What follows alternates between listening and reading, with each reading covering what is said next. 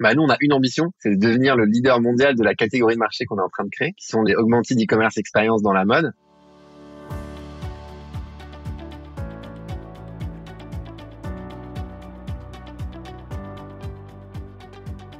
Marketing et entrepreneuriat, un podcast proposé par Into the Minds, agence marketing à Paris et Bruxelles. Bonjour et bienvenue pour ce nouveau podcast vidéocast qui vous est proposé par Into the Minds, bureau d'études de marché à Paris et à Bruxelles. Et aujourd'hui, mon invité, c'est Maxime Pat, c'est le patron de Visual, super startup à Paris. Bonjour Maxime. Bonjour Pierre-Nicolas, merci de l'invitation.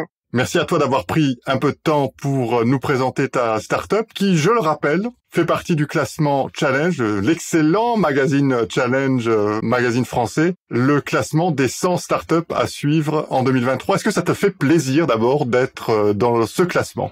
Ça fait toujours plaisir d'apparaître dans des classements. Ça donne de la visibilité, ça fait plaisir à nos investisseurs actuels aussi. Ça réactive tous ceux à qui on a déjà parlé et qui sont les starting blocks pour la prochaine levée de fonds. Donc comme je le disais, Visual, on va parler aujourd'hui de techno forcément puisque c'est de l'IA. En plus, j'ai la chance avec toi de parler de quelque chose qui est super trendy, très hot, c'est tout ce qui est IA générative. Avant de rentrer dans ce que fait exactement Visual et comment est-ce qu'il adresse ou comment est-ce que ta startup adresse les besoins du marché, est-ce que tu peux nous dresser un panorama du marché dans lequel vous vous situez ? Nous, aujourd'hui, on se situe dans le marché qui est l'e-commerce fashion. Il faut savoir que l'e-commerce dans la mode, de mode, ça représente 20% de l'e-commerce mondial. C'est un chiffre qui m'avait assez surpris quand j'avais regardé. Et ce marché-là, c'est plusieurs centaines de milliards de dollars dans le monde. Et nous, en fait, dans ce grand marché-là, on développe une nouvelle catégorie de marché qu'on appelle les Augmented e-commerce experience. Donc, c'est comment aller en fait enrichir les expériences e-commerce. Et ça, au global, c'est le marché des e-commerce enablers dans la mode. Si on parle vraiment là du marché qu'on adresse avec la boîte. Est-ce que c'est encore possible aujourd'hui de vendre quelque chose dans la mode, dans l'e-commerce, sans que ce soit augmenté et sans mettre en scène le produit d'une manière statique? Alors non, mais c'est vrai que d'un point de vue vocabulaire, c'est amusant que tu dises ça parce que voilà, quand on crée une startup, le meilleur moyen de devenir leader d'un marché, c'est de créer son marché. Nous, du coup, c'est ce qu'on est en train de faire et en fait, on pitch le mot augmented e-commerce depuis maintenant 12 mois. Il y a Snapchat qui, il y a quelques semaines, ont annoncé leur augmented reality enterprise suite qu'ils ont du coup brandé sous le nom augmented shopping. Mais oui, non, effectivement, en fait, ça tel côté standard, tel côté augmenté. Moi, je pense que ce mot a du sens, mais il faut qu'il trouve sa définition, quoi.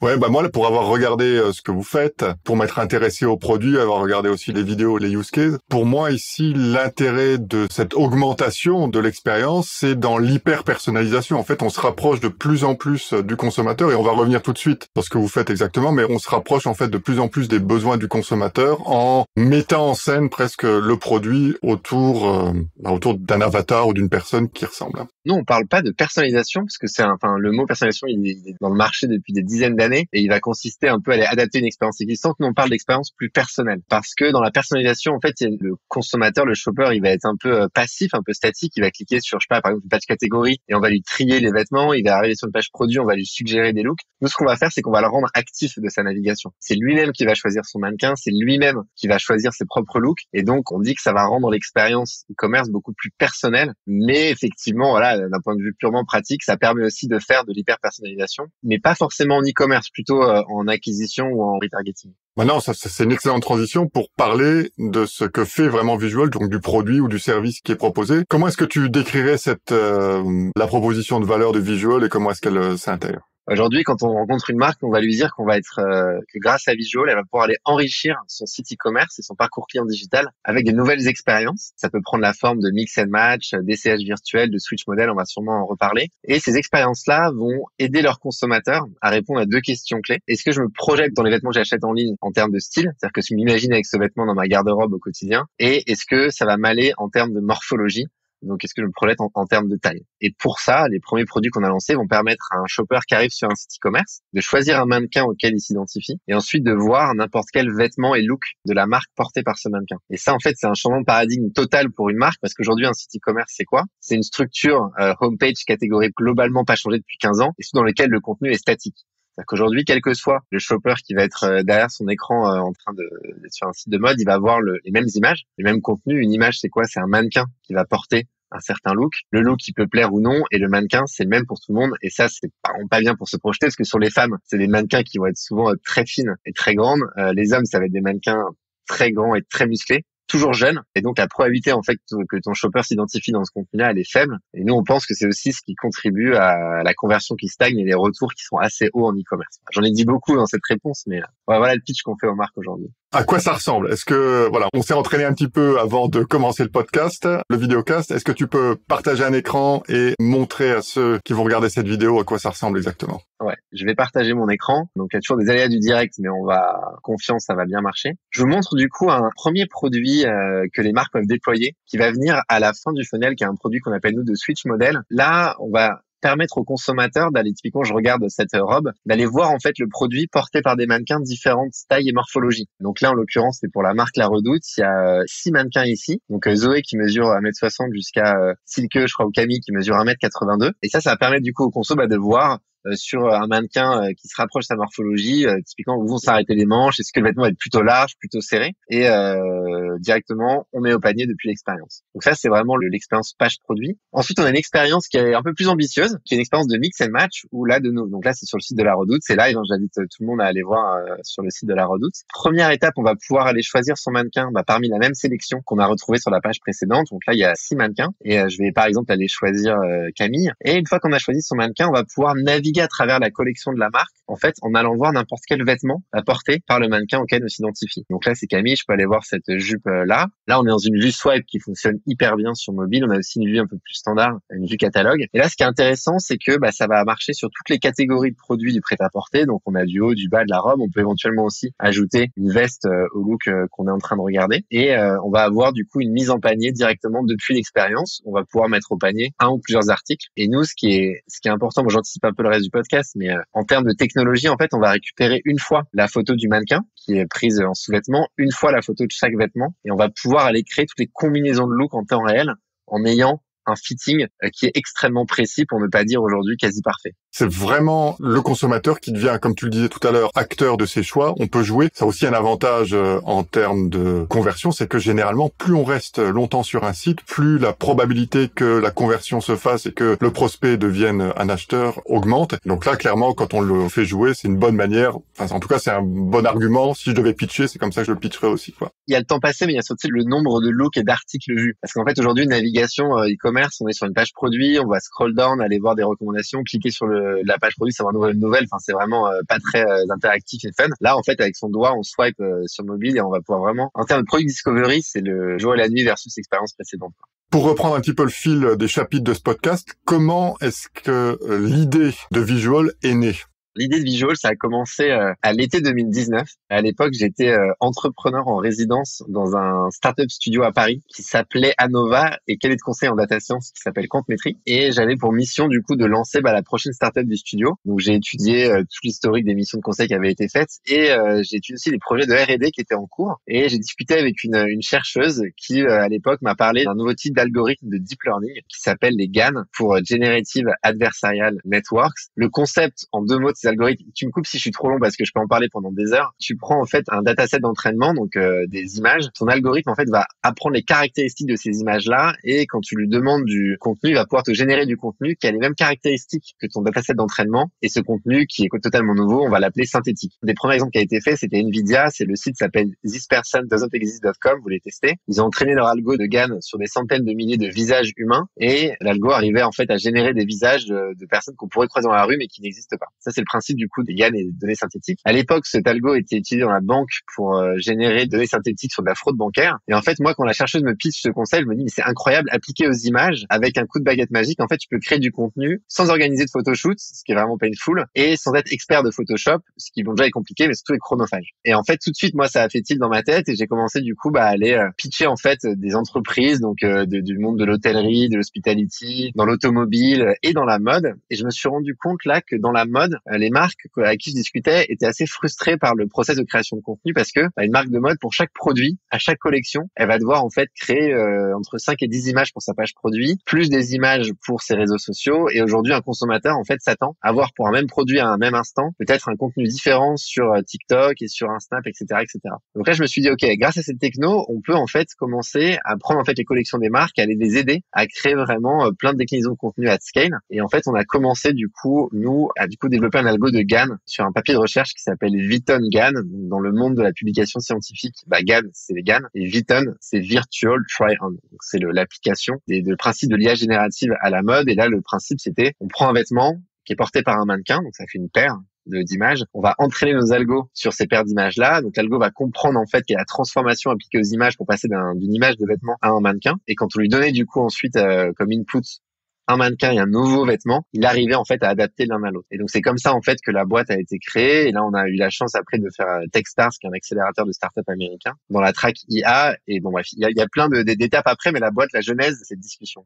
À un moment, donc, il y a cette idée qui naît de la possibilité d'associer une technologie à un customer pain qui était là, qui est celui que tu décris. Comment est-ce que tu valides à un moment l'idée et que tu valides le fait qu'il y a vraiment du business à faire et de l'argent à aller chercher sur cette idée?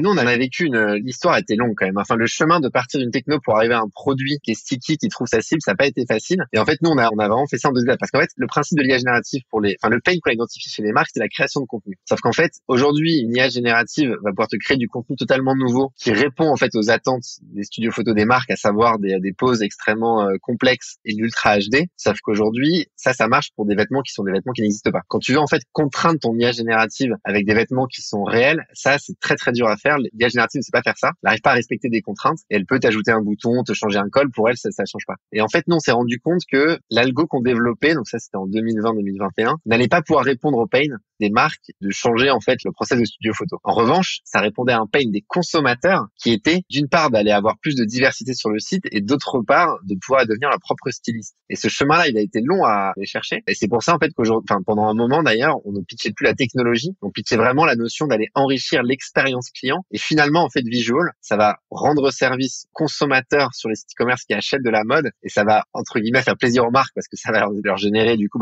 meilleure conversion, plus de cross-sell et des retours qui diminuent. Le pain identifié au départ n'était pas celui qui nous a permis de vendre notre solution. Mais ce qui est vraiment intéressant, en fait, ce qui montre aussi que c'est de l'échange avec les clients, les prospects, que naissent les bonnes idées et qu'il faut toujours itérer. J'ai rarement vu, en fait, des entrepreneurs dont la première idée était l'idée finale, celle qui vendait. Généralement, il y a énormément d'itérations. Et donc, ton histoire prouve que c'est le cas. Je trouve ça vraiment intéressant. Il y a de l'itération et surtout, alors je me rends compte que dans la mode, c'est un secteur où tout le monde est très visuel. Et en fait, si tu ne montres pas ce que tu fais, les gens ont du mal à se projeter. Et donc, nous, il a vraiment fallu, quand on pitchait le principe de la techno, tout le monde était emballé, mais il a fallu qu'on la montre pour ensuite débloquer des nouvelles discussions. Il a fallu qu'on fasse, en fait, la V1 de notre expérience e-commerce, qu'on montre ça à des prospects pour vraiment ils se disent, OK, on y va. Et tant que c'était pas vraiment devant leurs yeux et quasiment live sur un site, ils avaient du mal à se dire go. Mais je pense que ça, c'est très spécifique au monde de la mode. Je veux voir que la nécessité d'avoir un POC et la nécessité de pouvoir montrer quelque chose dans lequel les gens peuvent se projeter, on la retrouve dans beaucoup de branches, dans beaucoup de secteurs qui sont dans les services où c'est pas un produit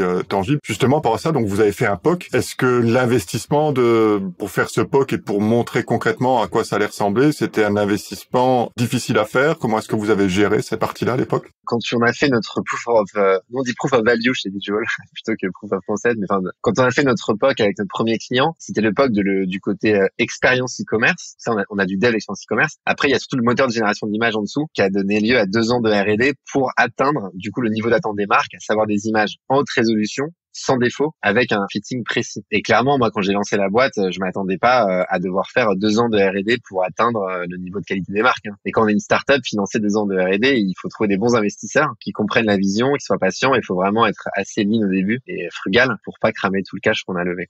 Alors, à un moment, tout est prêt pour aller sur le marché. Le proof of value, donc le POF, pas le POC, est prêt. Comment se passe ce démarrage et comment est-ce que tu fais pour trouver les premiers clients? Alors, on a eu la chance, nous, de faire plusieurs accélérateurs à Paris, notamment un qui s'appelle Plug and Play, qui fut un temps était sponsorisé par les Galeries Lafayette, qui est devenu maintenant Plug and Play Retail. Et dans ce cadre-là, on a été mis du coup dans des visios avec les comex de grands groupes, dont celui de La Redoute. Et en fait, La Redoute, en parallèle, ils avaient fait des études clients auprès de leurs consommatrices qui leur avaient dit remonter le problème que les clients ne s'identifiaient pas dans les mannequins sur le site de La Redoute en termes de morphologie. Et donc, ils ont associé ça à nos technologies et c'est ça qui a débloqué du coup le POC. Et ensuite, après le lancement de La Redoute, ça a amené du coup notre 2e et 3e client.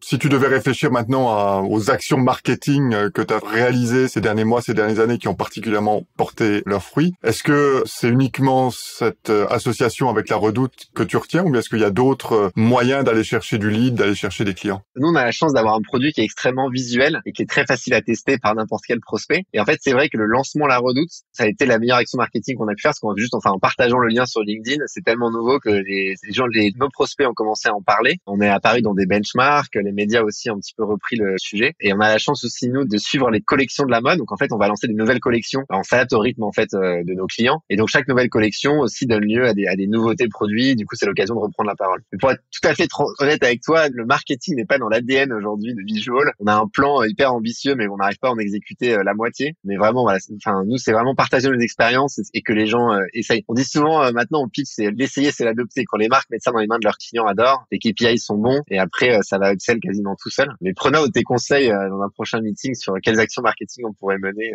Alors, il suffit pas, si j'avais un conseil à donner, c'est qu'il suffit pas que ça fonctionne et que les gens adorent, il faut en faire la promotion, parce que c'est extraordinaire que les gens adorent. Ça me fait penser à une autre boîte que je salue ici, qui est un de nos clients, qui s'appelle Dita, Alexandra Maximov, qui fait, elle, une technologie aussi sur la réalité augmentée, mais pour l'essayage de lunettes, qui fonctionne très très bien. Donc, je fais un parallèle, je pense que vous auriez aussi beaucoup de choses à vous raconter, ça pourrait être très sympa. Maintenant, on est en phase de plus de maturité par rapport au démarrage. Comment est-ce que cette phase est vécue? Quels sont les challenges et les difficultés qu'il peut y avoir dans une boîte comme la tienne? Déjà, ça fait du bien d'être dans cette phase de conquête, parce qu'une start-up, c'est un peu c'est des piliers en fait qu'on construit au fil de l'eau. Nous, on a construit du coup notre premier pilier qui était le moteur de génération d'images, et ça a fait vraiment plaisir le jour où il a commencé à être stable et délivrer des images en HD. Alors ensuite, il y a eu un second pilier qui était notre expérience e-commerce. On a vu qu'avec les premiers clients, ça convertissait très bien. Ensuite, on a mis tout le focus de la boîte nous sur le fait que nos premiers clients soient satisfaits et ne churn pas. Et quand on est sur la vente entreprise avec des cycles de vente de 3 à 6 mois, 8 mois, il faut pas que ça churn. Et donc ça, c'était un autre pilier supplémentaire. Et maintenant, on est en train vraiment de mettre ce pilier de notre sales machine en place. Et c'est vrai que c'est une nouvelle attitude à apprendre, une nouvelle culture à mettre dans la boîte.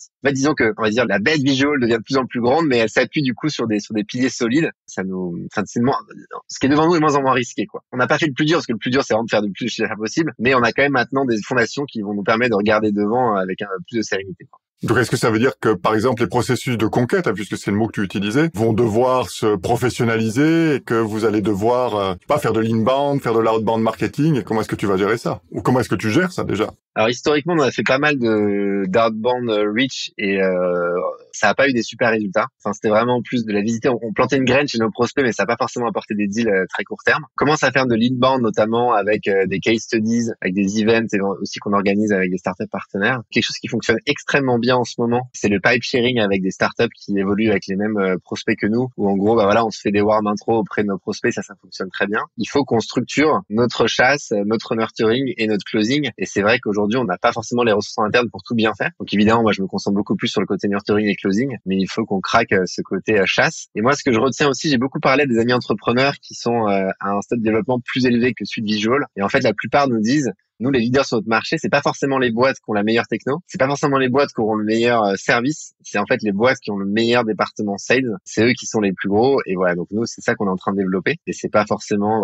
c'est passionnant, mais ça se fait pas en un jour. Je suis complètement d'accord avec toi sur le fait que c'est pas la meilleure techno qui fait vendre, mais par contre, la meilleure techno ou un produit de grande qualité est nécessaire pour pouvoir vendre, quoi. Donc, ce que je dis toujours aussi à nos clients, c'est qu'il faut avoir beaucoup de qualité pour avoir la possibilité de vendre, mais ça ne donne pas l'assurance, en fait, de dégager énormément de chiffre d'affaires si on n'a pas les bonnes équipes derrière. Ce que je retiens aussi, c'est que vous multipliez les canaux. Donc ça, je trouve ça vraiment très, très positif. T'es le deuxième qui me parle de pipe sharing. Donc là, je suis preneur aussi ou tout le monde, tous ceux qui nous écoutent et qui nous regardent sont preneurs sans doute de tes conseils sur comment est-ce qu'on fait du pipe sharing. Et puis, il y a cette association de case study avec de l'événementiel ou des webinaires, etc., qui fonctionnent bien. Donc, par rapport au pipe sharing, comment est-ce que vous procédez? Comment est-ce que vous identifiez les startups qui ont des synergies avec vous? Comment on les identifie? C'est des startups qu'on croise éventuellement à des salons ou même qu'on voit qui équipent les sites de nos clients ou les sites de nos prospects. Et après, c'est quelque chose qui est vraiment humain. Ça va être de prendre son téléphone ou son email, d'aller se mettre en contact avec le CEO ou la head of sales de la startup en question. Et après, c'est une notion de transparence. On se dit, moi, je suis équipé. Mes clients sont telle et telle marque. Si ça t'intéresse, oui ou non. On voit si c'est pertinent pour le client. Si on s'entend très bien avec le client, on peut directement faire une introduction par email. Si on lui demande en amont est-ce que l'introduction l'intéresserait. Après, quand les produits sont pertinents pour les marques et qu'ils apportent du ROI, c'est toujours bien de faire la passe. Et le taux de réponse, évidemment, à une passe comme ça entre une startup et son client est vraiment très élevé. Et si la passe a été bien faite en amont, ça permet de créer des deals. Et moi, aujourd'hui, je fais ça avec une dizaine de startups à Paris et ça fonctionne vraiment bien. Ouais, ça c'est, enfin, en tout cas, moi, de mon expérience depuis 6-8 mois qu'on s'est vraiment penché dans la sales machine, c'est ce qui fonctionne le mieux. Pas de growth hacking, pas d'automatisation, de choses comme ça? Si, bien sûr, on automatise nos envois d'emails, notre prospection LinkedIn. Mais voilà, enfin, c'est pour moi enfin, en tout cas, quand je parle à mes clients en marque de mode, ils reçoivent, je sais pas, entre 50 et 100 emails de prospection par jour. Ça part direct à la benne. Et je les comprends. Et ce qui est très difficile, c'est que toute personne, notamment e-commerce, va aller vendre de la conversion, du cross-sell ou une diminution des retours, qu'on soit un tool de paiement en 3 fois son frais ou un outil de recommandation de taille. Donc c'est dur en fait là-dedans de sortir du bruit, surtout au début. En revanche, on a rencontré pas mal de marques dans des salons qui nous disent Visual, ça fait 6 mois que je reçois vos mails, arrêtez de me spammer, c'est bon. Mais j'avais vu que vous étiez au salon, donc on vient voir. Donc c'est pas non plus un coup d'épée dans l'eau, mais c'est pas ce qui apporte le ROI le plus flagrant en termes de nombre de rendez-vous pris par semaine. Après, je pense que le plus immédiat, ouais. Après, je pense que voilà, nous, avec quelque chose qu'on fait pas assez bien, c'est le calling. On sait que le calling, ça fonctionne hyper bien. On n'a juste pas encore la bande passante pour le faire. Mais il faut qu'on trouve notre petit secret dans la sales machine. Bon, bah, si tu vois, ce qui est bien, c'est qu'à force d'envoyer des emails, bah, t'es top of mind et t'as pas besoin d'icebreaker quand tu vois les prospects au salon, quoi. Tu les as déjà assez énervés, tu sais de quoi parler. Exactement. Sauf que bon, en tant que jeune startup, notre ROI, enfin, nos KPI, c'est pas d'être top of mind, c'est le nombre de rendez-vous pris par semaine. Et malheureusement, le top of mind ne nourrit pas, mais voilà, on plante des graines. En plus, en fait, nous, ce qui est complexe, ce qui est le challenge, c'est qu'on est sur un marché d'évangélisation. Aujourd'hui, on n'est pas en train de remplacer, en fait, une structure existante qu'on fait moins cher ou autre. On est en train de vraiment réinventer l'expérience e-commerce de mode. Et ça, en fait, on n'efface pas en fait 15 ans d'habitude de la même structure avec le contenu statique. Et après, on a un deuxième défi du coup qui est celui de toute startup, qui est la durée du cycle de vente. Et c'est vrai que nous, il faut aujourd'hui, on pousse vraiment fort pour arriver à réduire ce cycle de vente à 3-6 mois max. C'est tellement un changement pour les marques. Certaines nous disent, waouh, je trouve ça fou, mais donnez-moi quelques semaines en interne pour expliquer ça au marketing, expliquer ça au photo studio. Et ça, voilà, on essaie aussi d'accélérer ce cycle de vente là. À quoi ressemble le futur de Visual si on se projette là dans quelques mois, dans quelques années? Comment est-ce que tu te vois? Nous, on a une ambition, c'est de devenir le leader mondial de la catégorie de marché qu'on est en train de créer, qui sont les augmented e-commerce experience dans la mode. Ça passera évidemment par prendre le marché français européen, mais aussi le marché américain. On a une go-to-market, nous, qui est spéciale, auquel on croit fort, qui est de commencer par des assets en 2D. Quand tu commences à faire des stages virtuels, la solution de facilité, c'est de faire de la 3D, mais nous, on considère qu'aujourd'hui, c'est trop cher pour les marques de faire de la 3D. On a envie d'abord de prendre ce marché avec notre techno en 3D, en 2D, et dans quelques années, Visual aura des clients en France, en Europe et aux US sur notre cœur algorithmique en 2D, aussi sur la 3D. Et on a aussi, nous, pour ambition, enfin, notre expertise technique, c'est vraiment un moteur de génération d'images. Aujourd'hui, on le monétise sur le canal e-commerce sous forme d'expérience. On a aussi vocation, en fait, à aller diffuser ces images partout. Ça peut contribuer à augmenter la conversion dans le tunnel digital des marques, donc notamment en acquisition. Et ce qui est bien, c'est qu'on a déjà des clients qui nous le demandent parce qu'on se rend compte avec nos premiers clients qu'il y a des mannequins, par exemple, qui vont hyper bien marcher dans certains pays. Et donc, évidemment, le pays en question a envie d'aller faire son acquise avec ces mannequins-là.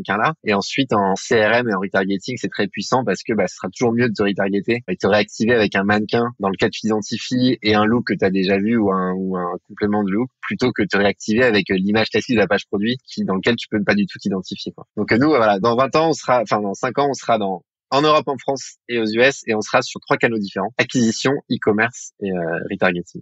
Alors, tu parles d'une expansion géographique. Donc, généralement, l'expansion géographique, ça vient aussi avec d'autres problèmes qui sont notamment des problèmes de différences culturelles.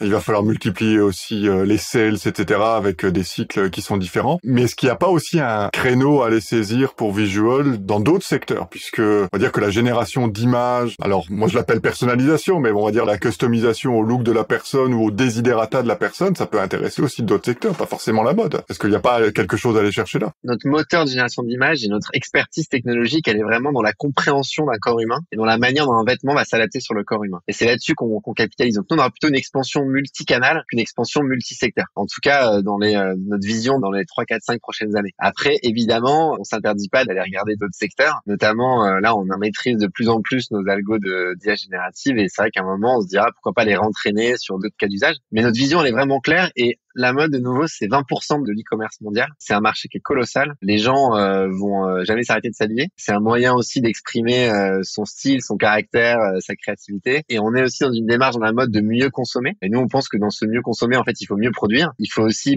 trouver un moyen de mieux acheter qui génère pas autant de retours qu'aujourd'hui. Et nous, on contribue à ça. Et après, il faut mieux upcycler. Et il y a d'autres startups qui s'en occupent. Donc, on considère qu'on s'insère vraiment dans ce mouvement qu'on est en train de vivre dans la mode. Et donc, on voit pas forcément d'intérêt d'aller voir d'autres secteurs, alors qu'on a une profondeur de marché qui est colossale aujourd'hui. Enfin, et là, on parle pas de l'Afrique, on parle pas de l'Asie, mais peut-être si on devient suffisamment gros, on pourra commencer à adresser ces marchés-là et ce sera encore passionnant, quoi. Pour clôturer le podcast, j'avais envie de t'interroger sur l'IA générative. Donc aujourd'hui, qui n'utilise pas Midjourney V5? Est-ce que tu vois ça comme une menace, comme une opportunité? Comment est-ce que tu vois justement cette montée des IA génératives et leur mise dans la main de non-professionnels? En fait, elles sont maintenant disponibles pour tout à chacun. Moi, déjà, ça me passionne. Enfin, moi, j'ai créé la boîte en 2020 justement sur les algos d'IA générative. Donc, potentiel m'anime. Nous, on le voit. Enfin, on est très et c'est amusant parce que j'ai retrouvé mon deck de levée de fonds précis de fin 2020. C'était Generative AI for Fashion, mais les gens, le mot Generative AI était vraiment quelque chose d'initié, quoi. Après, pour avoir développé ces algos depuis 3 ans et pour vraiment être dans le secteur, je pense qu'on s'imagine beaucoup de choses avec l'IA générative, mais il y a vraiment une différence entre une technologie hyper impressionnante et un produit qui va être sticky et qui va trouver son marché. Notamment sur tout ce qui est Midjourney et tout.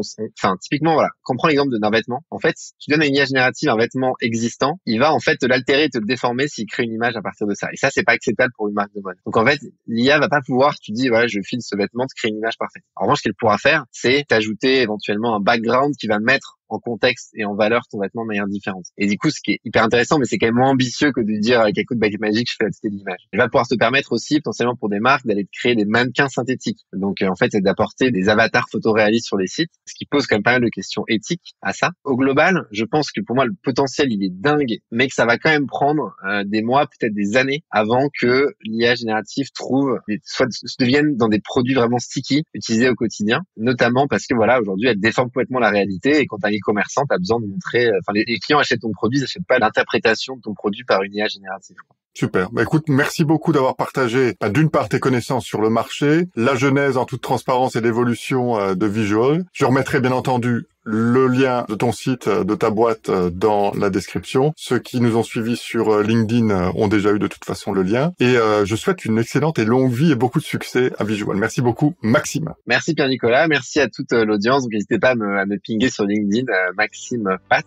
Et je vous souhaite bonne journée, après-midi, matinée, soirée, selon l'heure à laquelle vous écouterez ce podcast. À bientôt. À bientôt. Cet épisode de Marketing et Entrepreneuriat vous a plu?